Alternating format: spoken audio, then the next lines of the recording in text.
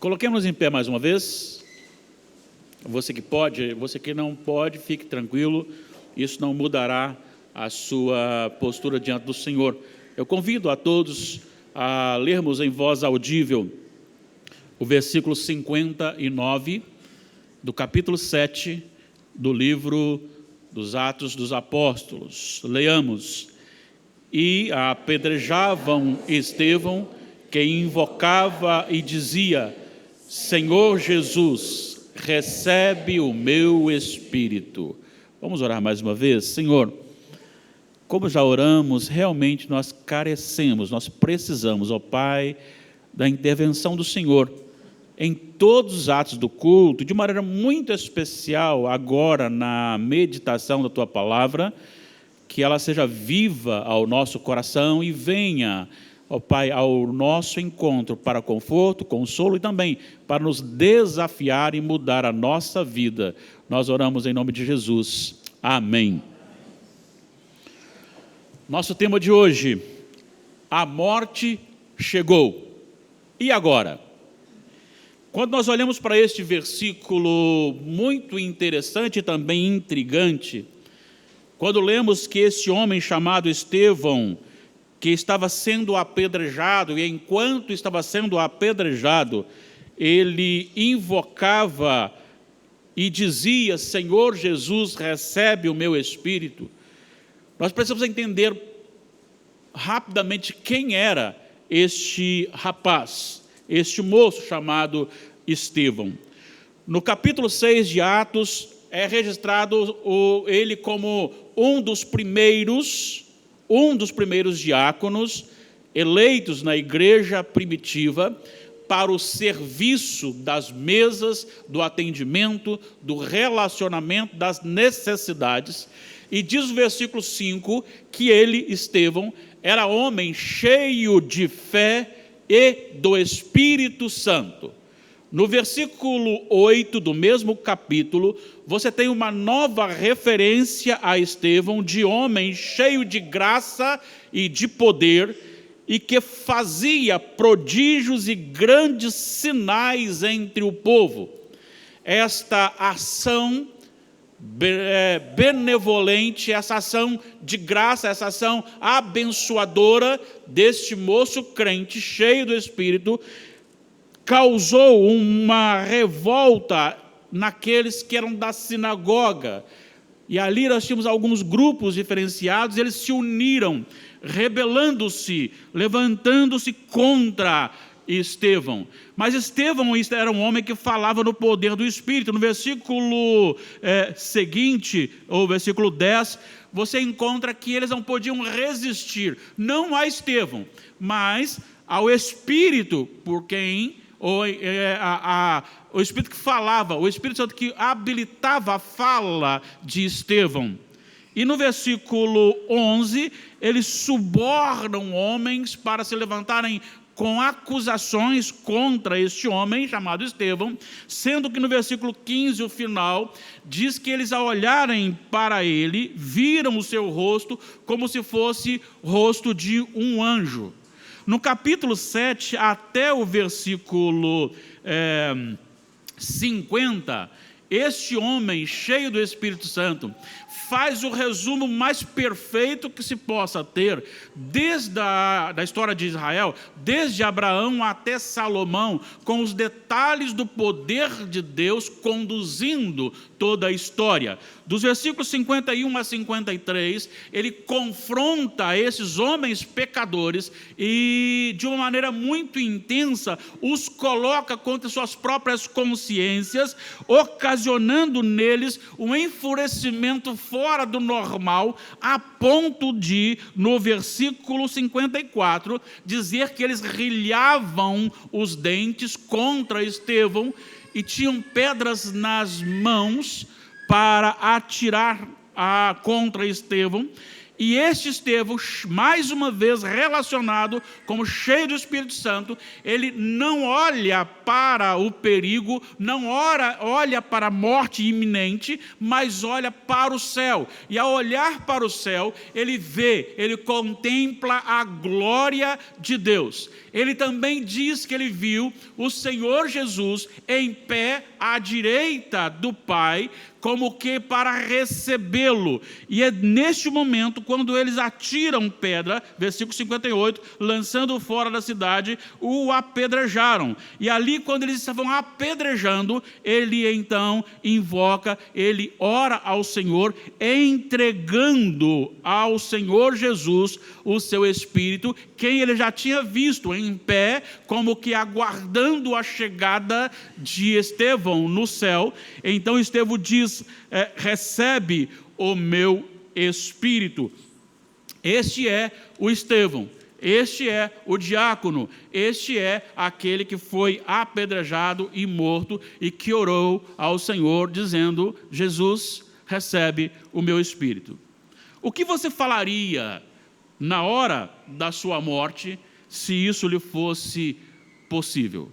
Se você estivesse frente a frente com a morte, quais seriam as suas últimas palavras? Não responda agora. Deixe primeiro eu fazer uma exposição das Escrituras Sagradas e depois você pensará na resposta que você tem para dar. Eu quero primeiro mostrar e nos trazer à memória, melhor dizendo, quem é o homem. Quem é o homem? O homem foi criado santo e feliz quando Deus criou Adão, criou Eva, e eles estavam em perfeita harmonia entre si e com o Senhor. Mas este homem caiu, ele pecou, ele se rebelou contra Deus, ele se levantou contra Deus, e tanto a sua criação quanto a sua rebeldia estão nos 3 primeiros capítulos do livro de Gênesis. Ele decidiu rebelar-se contra o Senhor, e uma vez rebelado contra o Senhor, ele começou a ter proveito, buscar tirar proveito daquilo que é do Senhor. Tenho falado sempre para vocês, eles não queriam Deus, mas queriam as coisas de Deus. Eles queriam permanecer no jardim do Éden, mas eles não queriam a comunhão com Deus, se esconderam de Deus. No capítulo 6 de Gênesis, versículo 5, nos mostra que a maldade havia se multiplicado e que era continuamente mal todos os desígnios do coração. O que isso significa? Que esta queda, que esta maldade pegou a essência do homem, pegou o seu coração. Pegando então o seu coração, que é a fonte de toda vontade, de toda motivação, tudo a partir daí se tornou contaminado, e o homem se tornou inimigo de Deus. Quando nós vamos para o Salmo 2, se você observar os 3 primeiros versículos, eles se levantam contra Deus de uma maneira muito intensa, e isso é muito comum hoje também no mundo, você ver esses avanços contra o Senhor. Ninguém quer o Senhor governando, e diz assim: por que se enfurecem os gentios e os povos imaginam coisas vãs? Os reis da terra se levantam e os príncipes, ou seja, autoridades, e os príncipes conspiram contra o Senhor e contra o seu ungido, dizendo: rompamos os seus laços e sacudamos de nós as suas algemas. O que isso quer dizer? Nós não queremos nenhum contato com esse Deus. Nós queremos ter a nossa vida, queremos ter o nosso entendimento e as nossas decisões e as nossas realizações. É este homem que agora está caído e longe do Senhor. É este homem que no Salmo 5, no versículo 9, diz: pois não tem eles sinceridade nos lábios, o seu íntimo é todo crimes, a sua garganta é sepulcro aberto, e com a língua lisonjeiam. É este homem que parará de frente com o Senhor para acertar as contas. É este homem que não contaminou-se de forma completa, não apenas um, mas todos que nasceram dele, a ponto do apóstolo Paulo dizer aos romanos, no capítulo 1, versículo 20, que Deus se revelou a todos através da sua criação, e que os homens escolheram fazer coisas para a adoração, adorando a própria criatura em lugar do Criador. E essa idolatria e esse conhecimento na criação tornou todos indesculpáveis. Todos são culpados perante o Senhor, pois quebraram a lei de Deus. Isaías capítulo 44, versículo 12 em diante, olha só a leitura, acompanhe comigo. Isaías 44, a partir do 12. O ferreiro faz o machado, trabalha nas brasas, forma um ídolo a martelo e forja-o com a força do seu braço. Ele tem fome e sua força falta, não bebe água e desfalece. O artífice em madeira estende o cordel e com o lápis esboça uma imagem, alisa-a com plana, marca com o compasso e faz a semelhança e beleza de um homem que possa morar em sua casa. Um homem corta para si cedros, toma um cipreste ou um carvalho, fazendo escolha entre as árvores do bosque, planta um pinheiro e a chuva faz crescer. Tais árvores servem ao homem para queimar, com parte de sua madeira se aquenta e coze um pão. E também faz um Deus e se prostra diante dele, esculpe uma imagem e se ajoelha diante dela. Metade queima no fogo e com ele coze a carne para comer. Assa e farta-se. Também se aquenta e diz: já me aquento, contemplo a luz. Então do resto faz um Deus, uma imagem de escultura, ajoelha-se diante dela, prostra-se e lhe dirige a sua oração, dizendo: livra-me, porque tu és o meu Deus.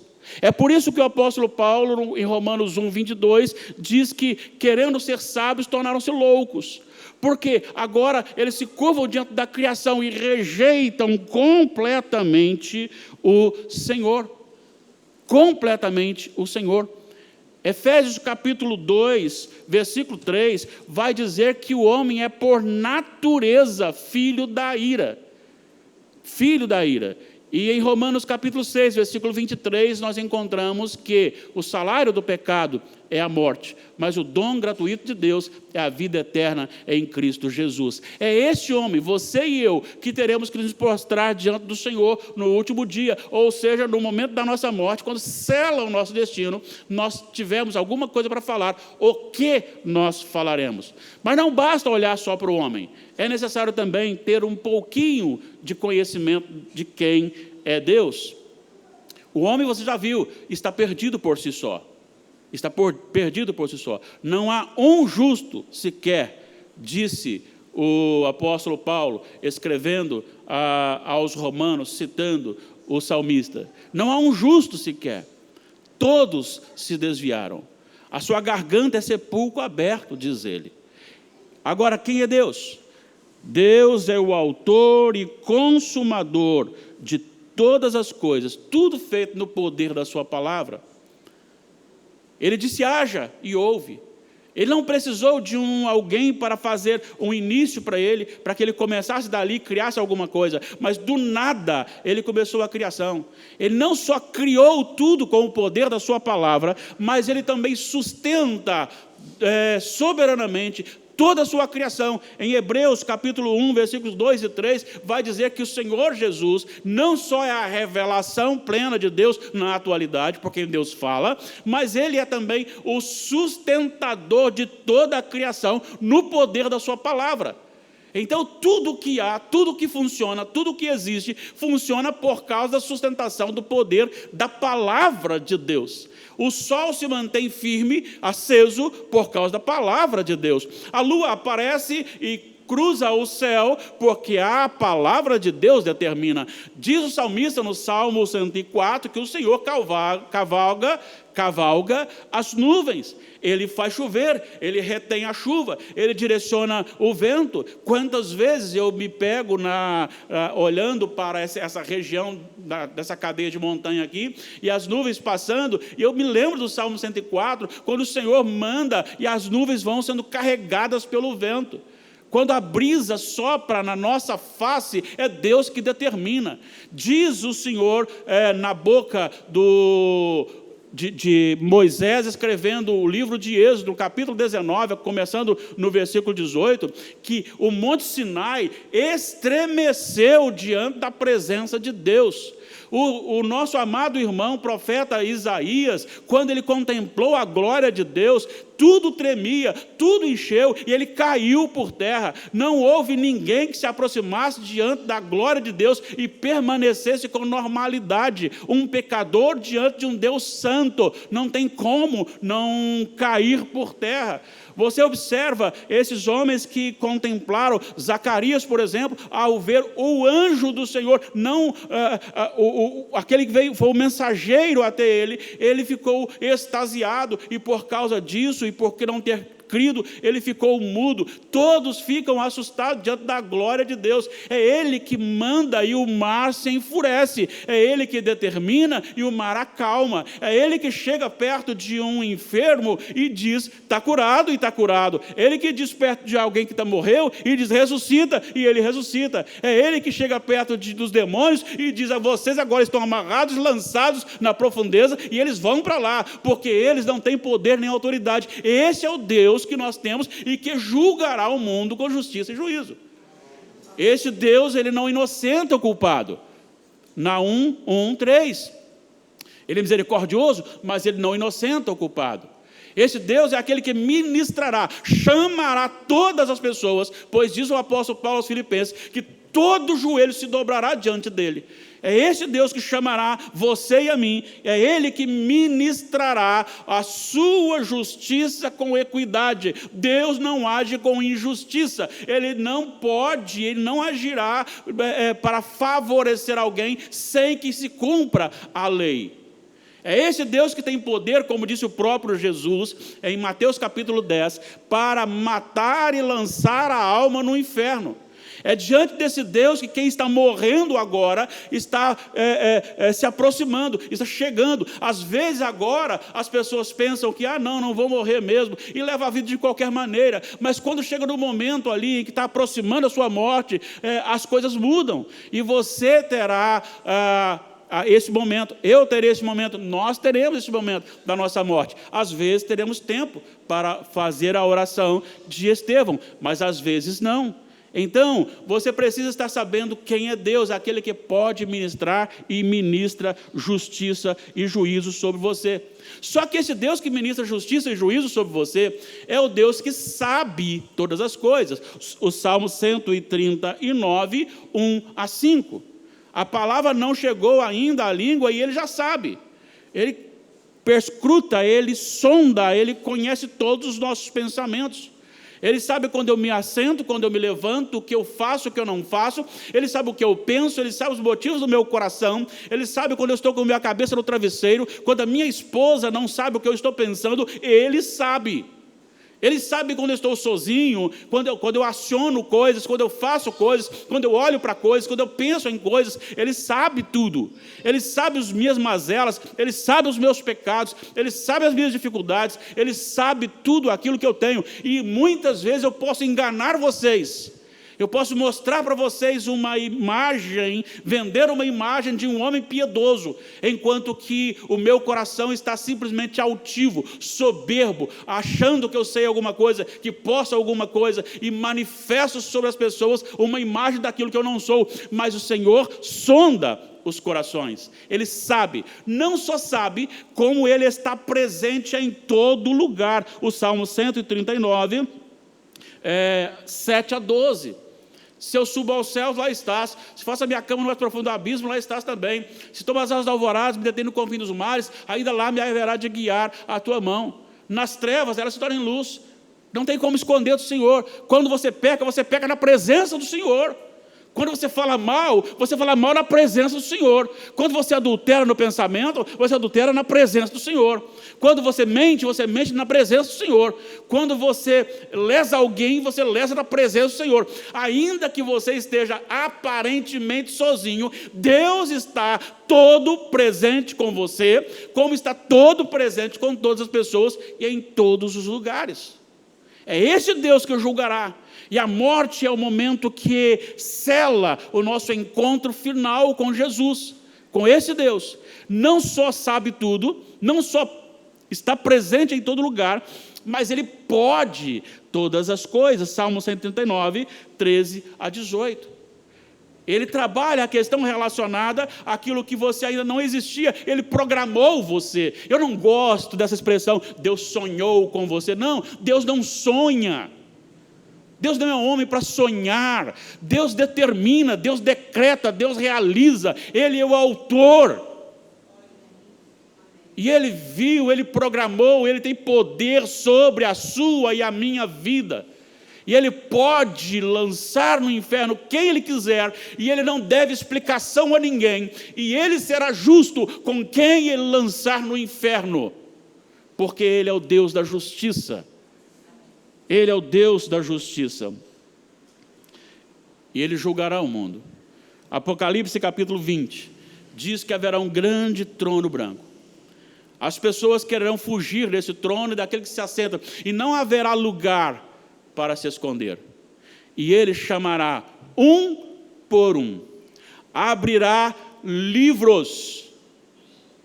Esses livros são os registros, livros simbólicos, são os registros de tudo aquilo que o seu coração motivou, gerou pensamento, gerou palavras, gerou ações. Tudo.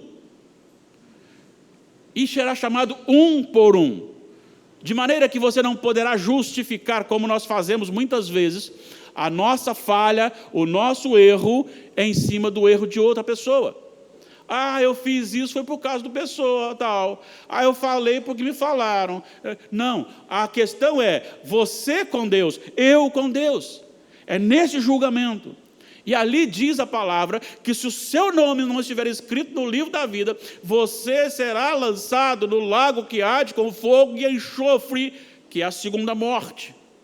Mas por outro lado também, ali é o mesmo Deus que colocará na nova terra e no novo céu aqueles que estão na presença dele, cujos nomes são escritos no livro da vida. É esse Deus santo que não coaduna com o pecado, esse Deus santo que não se mistura com o pecado, é esse Deus santo que ministrará justiça, o juízo e justiça sobre todos. Então nós vimos a palavra de Estevão: Senhor Jesus, recebe o meu espírito. A pergunta é, qual palavra você falaria, o que você falaria, se você tivesse oportunidade, quando você estivesse frente a frente com a sua morte? Nós vimos que todos nós merecemos a condenação. Nós vimos que Deus é santo e que esse Deus santo ministrará justiça e juízo. Nós vimos que esse Deus santo sabe tudo, está presente em todo lugar e pode todas as coisas. E que Ele, sim, ministrará toda a motivação do seu coração, porque a palavra de Deus é capaz de sondar os pensamentos e os motivos do coração. É esse Deus que ministrará o juízo final. Então, o que eu tenho que fazer? O que eu preciso fazer? É o nosso terceiro ponto e nosso fechamento. Primeira coisa, eu preciso saber que, como sou pecador, e como Deus é santo, e Ele não inocente ou culpado, eu preciso de Jesus. Eu preciso de um Salvador. Eu preciso de alguém que resolva este problema. E este é Jesus Cristo. Em Mateus 10, versículos 32 e 33, Jesus diz: aquele que me confessar diante dos homens, eu o confessarei diante do meu Pai que está nos céus. Aquele que me negar diante dos homens, também o negarei diante do meu Pai que está nos céus. É necessário confessar a Jesus como nosso Senhor e Salvador. Quando Jesus estava conversando com Nicodemos, ele disse para Nicodemos: porque Deus amou o mundo de tal maneira, que deu seu Filho unigênito, para que todo que nele crê não pereça, mas tenha a vida eterna. Interessante, porque às vezes nós pensamos no amor de Deus e esquecemos no que vem depois. Aquele que crer em mim, crê em mim, não pereça, mas tenha a vida eterna.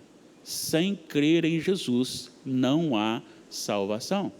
Não creu, condenação. Creu, salvação. E crer em Jesus não é você acreditar que Ele existe. Não é você dizer, não, tudo bem. Crer em Jesus significa que a sua vida, ela é moldada por aquilo que você crê. Crer em Jesus significa que Ele é o seu Senhor, Ele determina, a vontade dEle permanece, e a sua não, quando esta vontade está contra a vontade dEle. Então é necessário que oremos ao Senhor e clamemos ao Senhor que Ele nos dê um novo coração. Aquele coração que os desígnios eram maus, multiplicadamente maus, continuadamente maus e programadamente maus, toda a essência da nossa vida sendo má, tendo a natureza como filhos da ira. Essa natureza precisa ser transformada. Nós precisamos clamar ao Senhor para que o nosso coração seja renovado. Nós precisamos clamar ao Senhor para que a nossa natureza seja uma natureza espiritual. Nós precisamos clamar ao Senhor para que as coisas do céu nos atraiam, não as coisas da terra. Nós precisamos clamar ao Senhor para que esta palavra sagrada de Gênesis ao Apocalipse, cuja fonte revela toda a vontade de Deus para a sua vida, não há mais necessidade de Deus se revelar a mais ninguém que não tenha, ou que já tenha esta palavra, porque ela já começou desde a criação e foi a sua revelação até o novo céu e a nova terra. Ela já aponta a base para você e eu como pecador, e esta palavra me aponta Jesus como Salvador, e me revelou o que acontecerá, inclusive na nova terra e no novo céu, inclusive na perdição eterna. Tudo já está revelado. Ame a palavra de Deus, ame os mandamentos de Jesus, e isso lhe evidenciará como alguém que está em Jesus.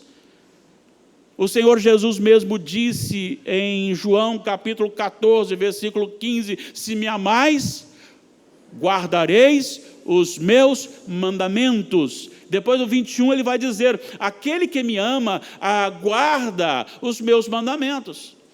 Porque se eu não guardo o mandamento, eu não amo a Jesus. Então é necessário que este crer envolva toda a minha vontade, e por alguma razão e em algum momento, quando a minha vontade estiver distanciando da vontade dele, é necessário que eu caia de joelho e clame para que ele renove esta vontade, a vontade de Deus na minha vida, que o prazer da presença de Deus, na comunhão com os irmãos, em torno das Escrituras Sagradas, em torno de louvores expressados que adorem somente a Deus e não ao homem. No momento em que você está adorando o Senhor, isso tem que ser algo que tem que nascer no nosso coração, motivar-nos a sair de casa, em qualquer lugar que houver uma reunião onde a palavra de Deus está aberta, tem que haver sede no nosso coração, nós que cremos em Jesus. E quem crê em Jesus não perece, mas tem a vida eterna. Tem a vida eterna. Somente os crentes do Senhor Jesus, que o amam e guardam os seus mandamentos, poderão dizer no momento da sua morte, Senhor Jesus, recebe o meu espírito. Porque para muitos a morte será um terror. Para muitos, quando morre, a pessoa diz, descansou. Se ele não tem Jesus, ele não descansou. Não descansou. Só quem tem Jesus pode dizer, Senhor Jesus, recebe o meu espírito. Estevão era um homem cheio do Espírito Santo. Estevão era um homem que estava ligado a Deus, o Pai.